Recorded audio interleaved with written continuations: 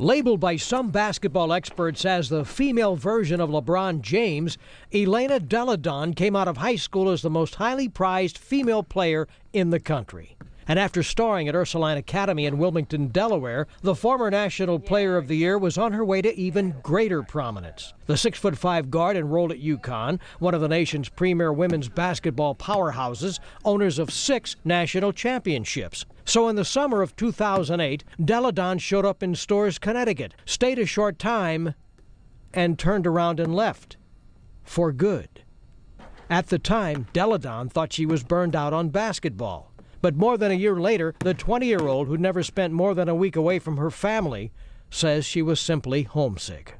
Back when it was in the moment, I was blaming basketball for taking me away from home, so therefore I hated the sport. I despised it. I didn't want to play it. Every time I was playing, it made me feel sick to my stomach. But I didn't realize that that feeling was that I'm going to have to leave my family, especially leave my sister, who can't even communicate with me when I'm gone. That's because Lizzie Delle Donne, Elena's older sister, is blind, deaf, and has cerebral palsy. Having spent her whole life around her, it was difficult for Elena to leave for any period of time. But now she doesn't have to, having enrolled at the University of Delaware, which is about 20 minutes from home. I was blaming basketball for taking me away from home when it really was the whole recruiting process. I didn't know what I wanted out of it. And the year at Delaware helped me realize that I should have been looking at schools closer to home, and because my family is so important to me. From a society standpoint, everybody, the #1 player in the country, everybody thinks they should go to the #1 school in the country, or at least to a top 10. And I just think that there was a lot of pressure on Elena, and she did what she thought she was supposed to do, but then realized, that she had different feelings towards being away from home. After a sports detour of sorts, this year she's back on the basketball court, bursting with enthusiasm. You see, during her freshman year, Delle Donne took a sabbatical from hoops and spent the season playing volleyball.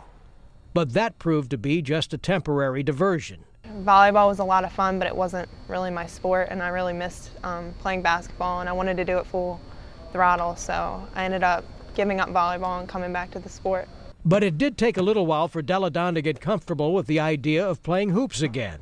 She started talking to Coach Martin in mid-March, taking a low-key approach to her comeback. And I was just like, hey, Coach, do you think I could get in and shoot or something? So she wasn't shocked that I was starting to think about basketball, but I finally told her probably the end of April, and she wasn't too shocked because she kind of could tell there was something going on. I figured at some point, I didn't know when, a year, 2 years, whenever, she would come and to me and hopefully say, yes, I would like to play here at the University of Delaware. But I wasn't banking on that. I wasn't counting on that.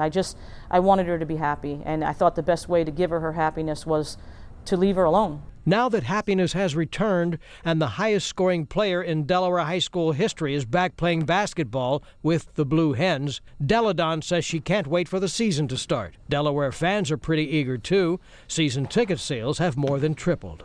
Yeah, I mean, I'm sure it's exciting for Delaware fans to have a person who's been born and raised here playing college basketball, and coming out of high school and being ranked the #1 player in the country is also a pretty big thing, so I guess they're excited about that, but I just can't wait to play in front of a home crowd again. Home sweet home.